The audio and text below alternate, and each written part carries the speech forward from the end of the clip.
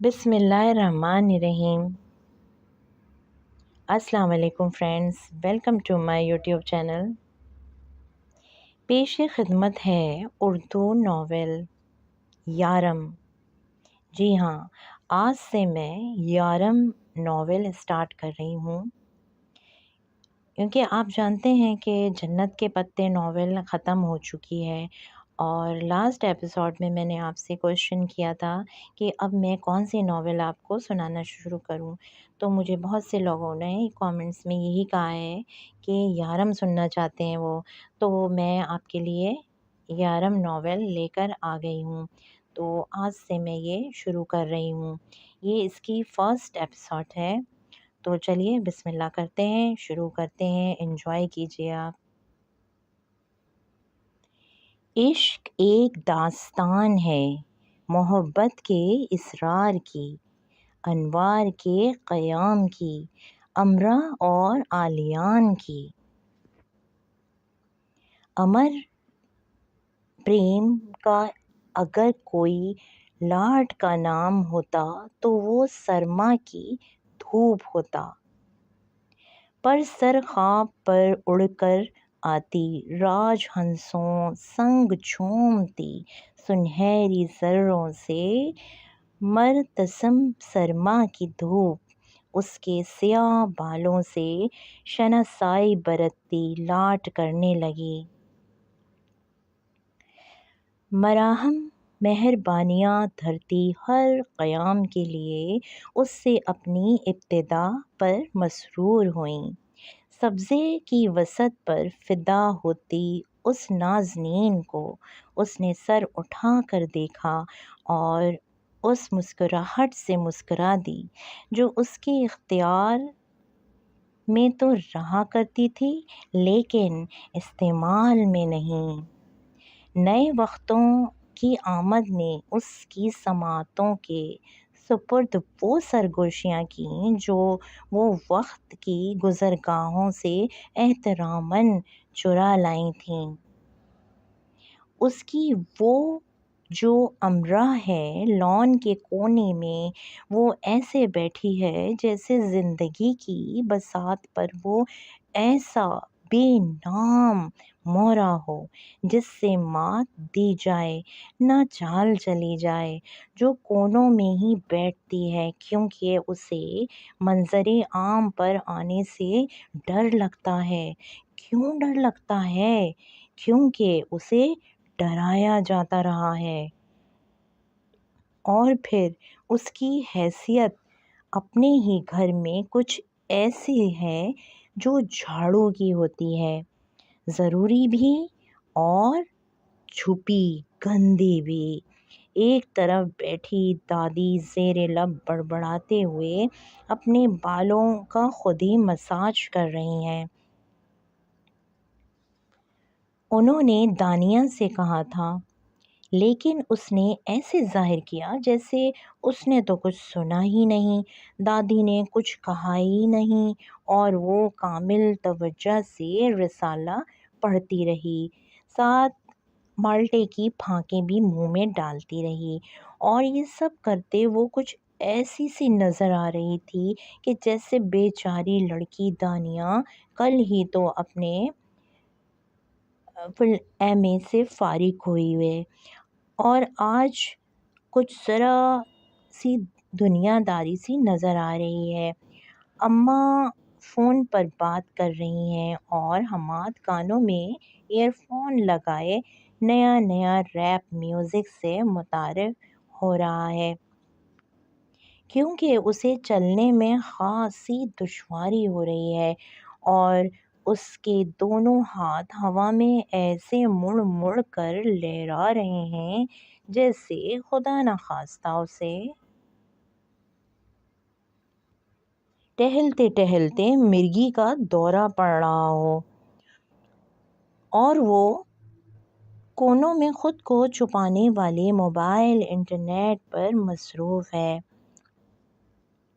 नहीं नहीं, वो किसी सोशल नेटवर्किंग साइट पर नहीं है, वो किसी से चैट भी नहीं कर रही। अरे नहीं, वो गूगल میسیجز پر مشہور ڈیزائنز کے کپڑوں کے ڈیزائن بھی نہیں نوٹ کر رہی۔ وہ تو یونیورسٹی کے پاکستانی اسٹوڈنٹ سوسائٹی کے گروپ لیڈر کی ای میل پڑھ رہی ہے اور اس کے ہاتھ پیر ایسے کانپ رہے ہیں جیسے ابھی ابھی اسے فریزر سے نکال کر دھوپ میں رکھا گیا ہو، یا جیسے اس کے کان میں کہا گیا ہو کہ جہاں تم بیٹھی ہو ٹھیک وہیں خزانہ دفن ہے، چپکے سے نکال لو۔ اور اب وہ یہ خزانہ چپکے سے ہی نکالے گی۔ اس سے اپنی چیخ دبائے نہیں دب رہی، اور یہ اس نے ہلکی سی چیخ ماری دی۔ سب سے پہلے تو دادی نے ہی اپنا ہاتھ روک کر اسے ناگواری سے دیکھا، پھر سوائے دادا کے سب نے اسے کوئی اہمیت نہیں دی۔ دادا جو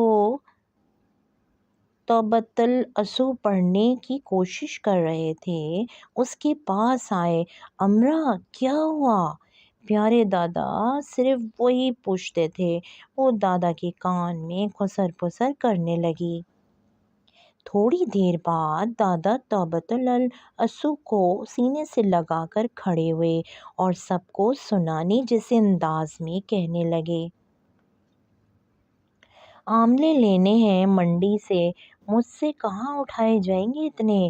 امرا تم آ جاؤ ساتھ، اسے لیے جا رہے ہیں، مل گئے ہیں، پھر منڈی بند ہو جائے گی یا آگ لگی ہوگی منڈی میں۔ دادی نے اس کے متعلق اپنے خیالات کا اظہار میں دیر نہیں کی۔ ہم دوسرے شہر کی منڈی میں چلے جائیں گے، اگر وہاں بھی آگ لگی ہوئی تو ہمارا انتظار نہ کرنا، ہم شہر شہر منڈی منڈی آگ لگا کر آئیں گے۔ شہر شہر کیوں؟ ملک ملکوں ملک کیوں نہیں؟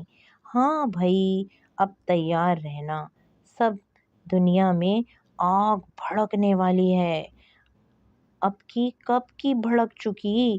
دادی نے ایسے کہا جیسے ایسا عظیم سچ نہ بولا تو ان پر کفر کا فتویٰ لگا دیا جائے گا۔ بی بی امرا نے ذرا گھور کر دادی کو دیکھا اور دادی نے اپنا رخ بدل لیا۔ تو کیا اب یہ مجھے بھسم کرے گی؟ انہوں نے خود پر آیت مبارکہ پڑھ کر پھونکی۔ بہت خوف زدہ رہتی تھیں، اس کی نظروں سے دادی سب ہی رہتے تھے۔ تباہی اور بربادی تھی نا وہ، نیک شگونی کی دشمن، بد شگونی کی دوست، کیونکہ عین اس کی پیدائش کے دن بڑے تایا چل بسے تھے۔ پھپھو پھوپھا کا کار ایکسیڈنٹ ہو گیا، چھوٹی پھپھو کے گھر شارٹ سرکٹ سے آگ لگ گئی اور سارے ساز و سامان کو نکل گئی۔ چچا کی بیٹی کی منگنی اس دن ہونا تھی، تایا کی وفات سے وہ بھی ملتوی ہو گئی۔ بعد ازاں رشتہ ہی ختم ہو گیا، اور ماموں کے الیکٹرانک کے اسٹور میں پورے 4 لاکھ کی چوری ہو گئی۔ ماموں صدمے سے 4 دن ہسپتال رہے۔ امرا سے بڑے علی کی چھت سے گر کر بائیں ٹانگ کی ہڈی بھی ٹوٹ گئی، جس کی وجہ سے وہ پورے 2 سال لنگڑا کر چلتا رہا۔ ساتھ کے گھر کی ملائکہ آپا بیوہ ہو گئیں، ان کے شوہر کا فرانس میں ہارٹ اٹیک سے انتقال ہو گیا۔ سامنے کے گھر والوں کی بہو کے مردہ بچے کی پیدائش ہوئی، اور بھی بہت کچھ۔ فہرست کافی لمبی تھی اور دن بدن لمبی ہی ہوتی جا رہی تھی۔ مثلاً اگر کوئی کہتا، بس اماں جی اپنے دھیان میں تھی، پتہ ہی نہیں چلا کب حاشر اپنا ہاتھ جلا بیٹھا۔ دادی پوچھتی کیا دن تھا؟ منگل کا دن تھا، آج ہی کے دن بلک بلک کر رویا میرا بیٹا۔ میں بھی دھاڑے مار مار کر رونے لگی۔ اچھا منگل اور تاریخ کیا بنی؟ تاریخ یہی دو۔ اچھا وہ اور اوپر سے منگل؟ مدیحہ بیٹا، منگل کی دو کو ہمیں یہ وبال نصیب ہوا تھا۔ اس دنیا پر یہ امرا عذاب بن کر آئی تھی ہمارے خاندان میں، تو ہر تاریخ وہ ہر دن منگل کیا کریں، گناہوں کے عذاب بھی تو بھگتنے ہی پڑتے ہیں۔ اگلی بار جناب حاشر کے ہاتھ جلنے کا قصہ بھی اس نجس جنم پتری میں شامل کر دیا جاتا۔ اماں بھی ذرا خائف سی رہتیں اس سے۔ اتفاق سے ہر سال لگ بھگ اسی دن ماموں کے اسٹور پر 3 بار چوری ہو چکی تھی۔ تنگ آ کر ماموں نے اسٹور ہی بیچ دیا اور دوسرا کاروبار کرنے لگے۔ اماں کو بھولتا ہی نہیں تھا کہ کیسے ان کا بھائی کا چمکتا دمکتا شاندار اسٹور بک گیا اور بھائی صاحب کنگلے سے ہی ہو گئے۔ ایک دادا تھے جو 5 وقت نماز پڑھتے اور صرف اللہ سے ڈرتے، احادیث پر عمل کرنے کی کوشش بھی کرتے، جاہلانہ باتوں اور خیالات سے دور ہی رہتے، ورنہ جمعرات کے جمعرات ان کے گھر چراغ جلتے، 3 یا 5، بس طاق جفت نہیں۔ دادی مرنے والوں کے نام مخصوص جگہ چراغ روشن کرواتیں۔ لا مہذب ہو سب کے سب، کیا کبھی روضہ رسول صلی اللہ علیہ وسلم پر چراغ جلتے دیکھے ہیں؟ کیوں خلاف مذہب ایسے کام کرتے ہو؟ دادی ہاتھ سے اشارہ کرتی کہ جائیں اپنا کام کریں۔ بابا نے عظیم مارکیٹ میں قالین اسٹور کے نئے سرے سے آرائش کروائی تو افتتاح کے وقت ناریل پھوڑا۔ اعظم مارکیٹ کے دوسرے مالکان محفوظ ہوتے رہے اور بابا صرف اتنا ہی کہتے رہے کہ وہ فلموں میں دیکھتے تھے تو انہیں بڑا اچھا لگتا تھا۔ کیا ہوا جو کر لیا تو؟ تم سب تو کسی کو خوش بھی نہیں دیکھ سکتے۔ بابا ایسے کہا جیسے ان کی دیرینہ خواب کی تکمیل کا مذاق اڑایا جاتا۔ انہیں پسند نہ آیا ہو۔ جمعرات کے جمعرات بریانی کی دیگیں تقسیم کرنے کی روایت بھی بابا کو بہت عزیز تھی۔ دادا نے ایک بار کہا، گھر کے کاموں میں مدد کے لیے جو آپا آتی ہیں ان کی بچی کے کان کا آپریشن ہونا ہے۔ بچی بہت تکلیف میں ہے، زیادہ نہیں 2-3 جمعراتوں کی بریانی کی دیگوں کے پیسے دے دو، کچھ کا انتظام میں کر دوں گا، ایسے اس کا آپریشن ہو جائے گا۔ بہت بحث ہوئی۔ بابا نے دادا کو لادین قرار دے دیا اور دادا نے بابا کو بے حس۔ خیر دیگیں تو پکتی رہیں۔ آپا کی بیٹی کا کیسے بھی کر کے دادا نے آپریشن کروا دیا۔ تو بس یہ ماحول تھا گھر کا اور یہ حال تھا گھر والوں کا، غلط باتوں کو پکڑ کر بیٹھے رہتے۔ دادا تو بہت بیزار اکتائے رہتے تھے، لیکن کسی پر بس ہی نہیں چلتا تھا۔ زیادہ تر کتابیں پڑھتے رہتے یا دادا پوتی دونوں لاہور کی سڑکوں کو شرف چہل قدمی بخشتے۔ نہیں ملے نا عملے۔ جب دونوں خالی ہاتھ گھر آئے تو دادی نے طنزاً نہیں کہا، بس وہ طنز ہو گیا۔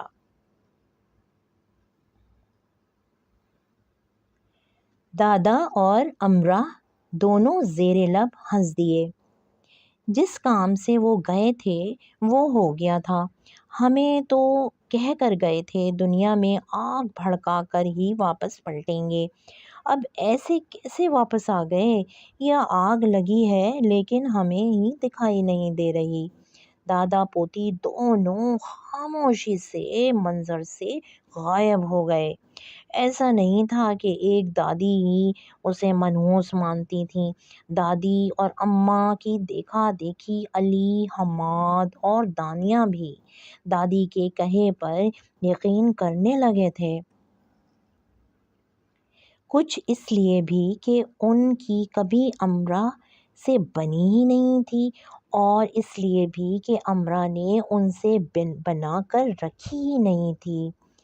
علی کی ہیوی بائک کے ساتھ کچھ ہو جاتا تو اس پر غصہ نکال لیتا، وہ بھی علی کو دو سنا کر چھپ کر رونے لگتی اور خود کو کوستی جاتی، میں منحوس ماری، میں منحوس ماری۔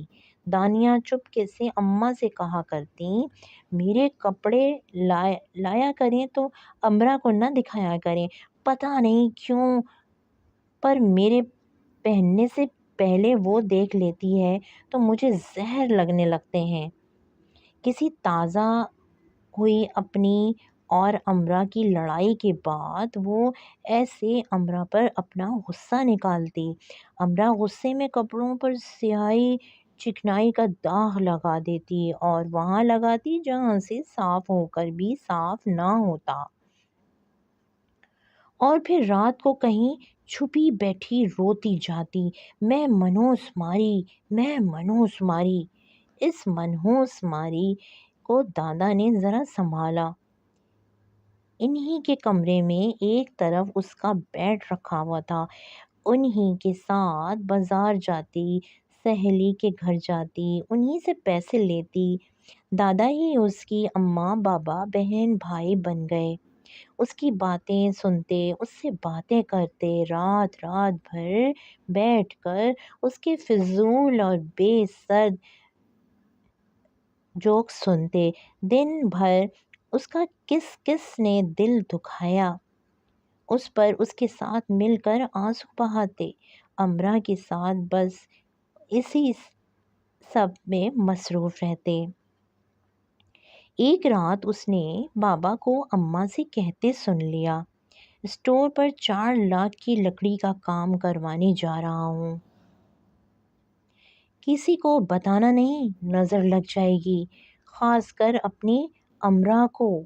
وہ رات بھر روتی ہی رہی، ہچکیاں لیتی گئی، بددعائیں دیتی گئی کہ وہ مر جائے یا لکڑی کے ساز و سامان کو آگ لگ جائے، لیکن نہ وہ مری نہ سامان کو آگ لگی، بلکہ بابا کے 4 لاکھ روپوں میں سے پورے 1.5 لاکھ کم ہو گئے۔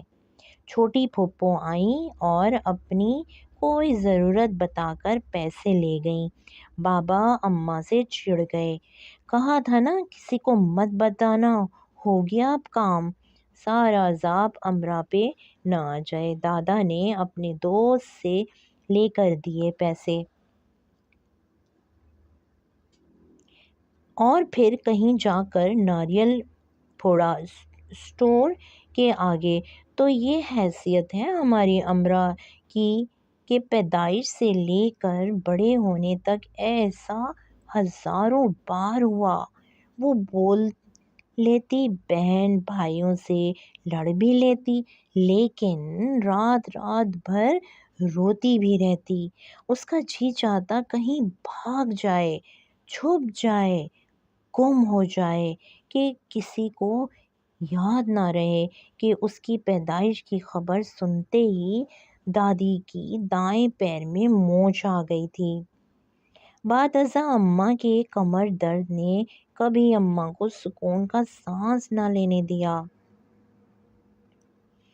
دانیہ، حماد، علی کبھی جل کر، کبھی مذاقاً اور کبھی صرف اسے روتے دیکھنے کے لیے اسے اس کی منحوسیت کے قصے سناتے رہتے۔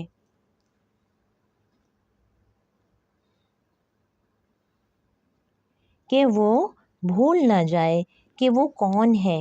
اسکول میں ایک بار ٹیچر کی کرسی کا پایا جو عرصے سے ٹوٹ جانے کے قریب تھا، ٹوٹ گیا اور ٹیچر جی دھڑام سے نیچے آ گری تو وہ فوراً کھڑے ہو کر رونے لگی اور اس نے ہاتھ جوڑ دیے۔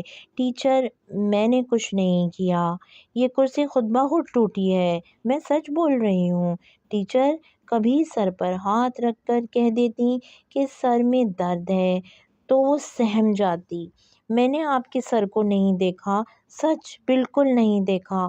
خاندان کی تقریبات میں وہ انہی کارناموں کی وجہ سے جانی جاتی نہیں تھی جو سارے خاندان میں ایسے مشہور تھے جیسے شالوں میں کشمیری شال اور میووں میں چلغوزے۔ ایک بار وہ گئی تو بارات جیسے دن 2 بجے دوسرے شہر سے آنا تھی، آئی ہی نہیں۔ شام سے رات ہو گئی، ان کی گاڑیاں موٹر وے پر خراب کھڑی ہوئی تھیں۔ دولہا باراتیوں کے بغیر آنے کے لیے تیار نہیں تھا۔ جب تک لاہور سے نئی کاریں بھیجی گئیں اور وہ سب اس میں بیٹھ کر آئے، رات کے 12 بج چکے تھے۔ سب مہمان جا چکے تھے اور صرف قریبی عزیز ہی موجود تھے۔ وہ بھی دادا کے ساتھ چپکے سے گھر واپس آ گئی اور اپنے نئے ڈیزائنز ڈریس کو آگ لگا دی۔ اس کے سب کزنز اس کے گرد گھیرا بنائے اس کا مذاق اڑانے میں مصروف ہو گئے۔ نانا ذرا پوچھئے کھانا جل گیا یا بچ گیا؟ امرا آئی ہے نا، آج بجلی کے کنیکشن بھی چیک کروا لیجیے گا، شارٹ سرکٹ سے آگ نہ بھڑک اٹھے۔ کسی ایک نے کہا، میں تو دعا کرتی ہوں کہ دولہا بھائی خیریت سے آ جائیں۔ خوبصورت نظر آنے کی کوشش کرتی خالہ زاد بولی، مجھے تو دلہن کی فکر ہے۔ افواہ اڑی تھی کہ 2 لاکھ کا لہنگا جلتے جلتے بچا ہے۔ ادائے نازنین اپناتے دوسری خالہ زاد نے بھی بولنے میں دیر نہیں کی، لہنگا تو بچ گیا لیکن دلہن کے بال جل گئے۔ ویسے آئرن مشین بال جلاتی تو نہیں، لیکن کچھ بھی ہو سکتا ہے۔ آج تو کوئی تیسرا بولا، ہم سب تو مذاق کر رہے تھے، امرا تو سنجیدہ ہی ہو گئی۔ وہ رونے جیسی ہو جاتی تو کوئی کہہ دیتا 3 گھنٹے بعد اس کا خالہ زاد تنے ہوئے اعصاب کے ساتھ ایسے آیا جیسے کسی کو پھانسی گھاٹ لے جانے کے لیے آیا ہو۔ 4-5 گھنٹے سے پہلے بارات نہیں آئے گی، سب امرا سے معذرت کر لو۔ اس نے ہماری معذرت قبول کر لی تو شاید بارات جلدی آ جائے۔ بکواس بند کرو سب اپنی، وہ اتنی زور سے چلائی کہ ان 10-12 کا گروپ سن سا ہو گیا۔ میں تمہارا منہ توڑ دوں گی احسان، اس نے بمشکل خود کو رونے سے روک کر چلا کر کہا۔ منہ تو تمہارا توڑا جانا چاہیے جو اپنی ساری منوسیت لے کر میری بہن کی شادی خراب کرنے آ گئی۔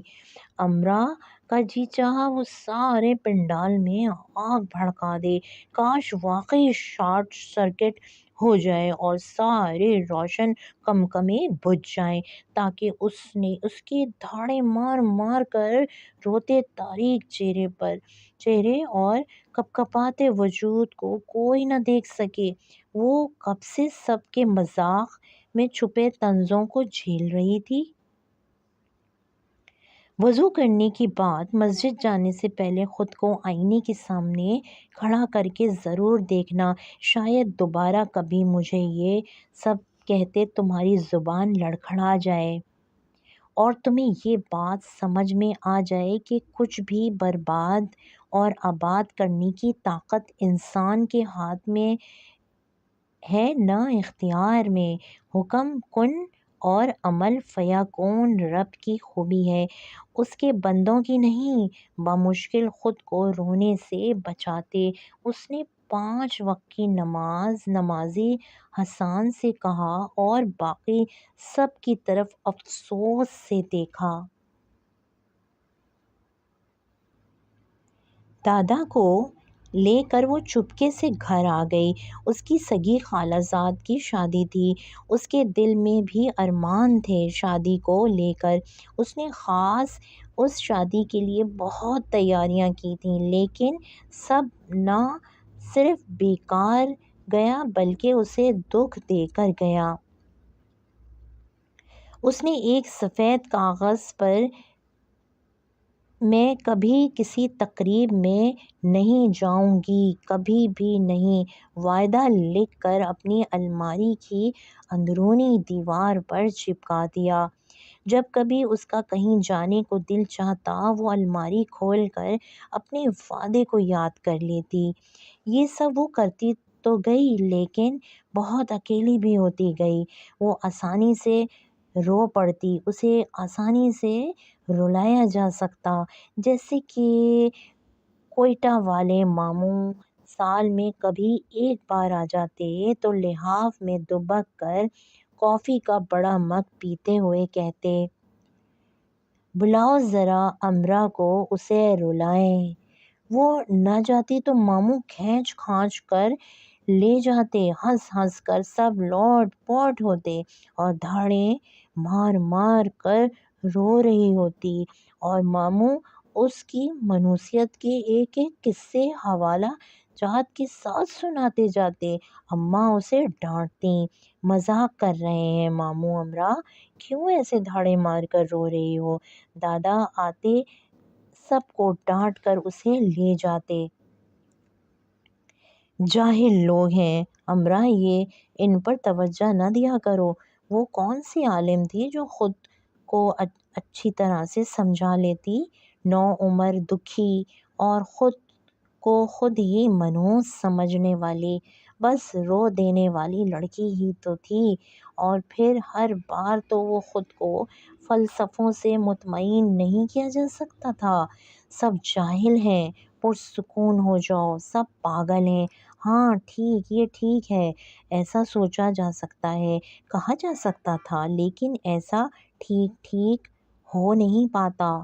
رزلٹ اگر 100% ہوتا بھی تو اگلی بار 0 ضرور ہو جاتا ہے۔ وہ جتنا خود کو یہ سب جاہل ہیں کہہ کر بہلاتی، اتنا ہی اگلی بار ان سب جاہلوں کی باتوں پر ہچکیوں سے روتی۔ دادا کی باتیں اسے تھپک تھپک کر سلا دیتی تھیں تو اسے نیند میں وہ ان سب کی باتوں پر کراتی تھی۔ امرا دکھیوں میں سب سے دکھی، امرا تنہائیوں میں سب سے تنہا۔